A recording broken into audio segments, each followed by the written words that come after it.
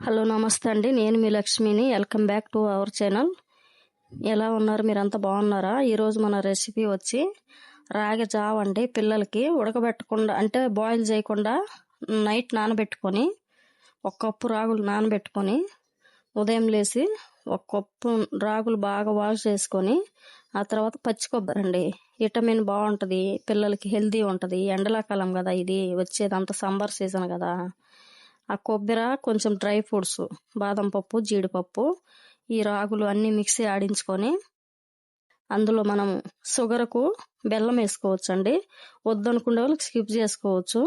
అన్నీ మిక్సీ ఆడించుకొని తగినన్ని వాటర్ వేసుకుంటా, ఒకసారి వేయకూడదు, మనకి ఎంత సరిపోయిద్దో అంత వేసుకుంటా మిక్సీ ఆడించుకొని ఆ తర్వాత అది బాగా వడగట్టుకోవాలండి. వడగట్టుకొని కొంచెము 2-3 సార్లు మనం ఆడించుకుంటా ఉండాలి. మిక్సీ వాటర్ వేసుకుంటా తీసుకుంటా వడగట్టుకుంటా అలా చేసుకుంటూ ఉండాలి. అప్పుడు బాగా ఈ మొత్తం మనకు వచ్చేస్తుంది అండి. ఆ పాలు అనేది, కొబ్బరి పాలు, రాగి పాలు అనేది వస్తాయి పిల్లలకి. ఇప్పుడు చాలా హెల్త్ అండి ఇవి సమ్మర్ సీజన్లో.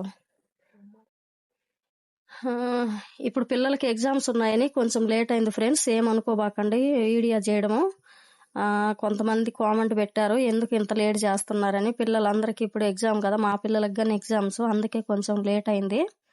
మరి ఒకసారి సారీ అండి. అయిపోయింది అట్లా 2-3 సార్లు మనం వడగట్టుకొని ఫైనల్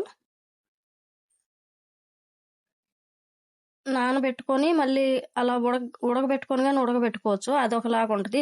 మనకు తగినంత స్వీట్ వేసుకోవచ్చు అండి. లేదనుకునే వాళ్ళు, అలాగే తాగుతామనుకునే వాళ్ళు స్వీటు స్కిప్ చేసుకోవచ్చు అండి, బెల్లము. అట్లా 2-3 సార్లు మిక్సీ వేసుకొని పట్టి మనం ఫ్రిడ్జ్లో పెట్టుకోవచ్చు, లేదంటే అలా అప్పటికప్పుడు రోజైనా పెట్టుకొని తాగొచ్చు. ఫ్రిడ్జ్లో వద్దనుకునే వాళ్ళు బయటనే పెట్టుకొని తాగొచ్చు. అంతా రెడీ అయిపోయిందండి మన పాల రాగి జావ పచ్చిది. దాంట్లో కొంచెము సబ్జా గింజలండి, చల్లదనానికి సబ్జా గింజలు వేసుకొని లాస్ట్లో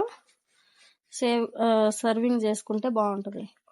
డ్రై ఫ్రూట్స్ అవన్నీ వేసుకోవచ్చులే. నచ్చితే లైక్ చేసి, షేర్ చేసి, సబ్స్క్రైబ్ చేయండి ఫ్రెండ్స్. మరొక మంచి వీడియోతో కలుద్దాం. Okay, bye.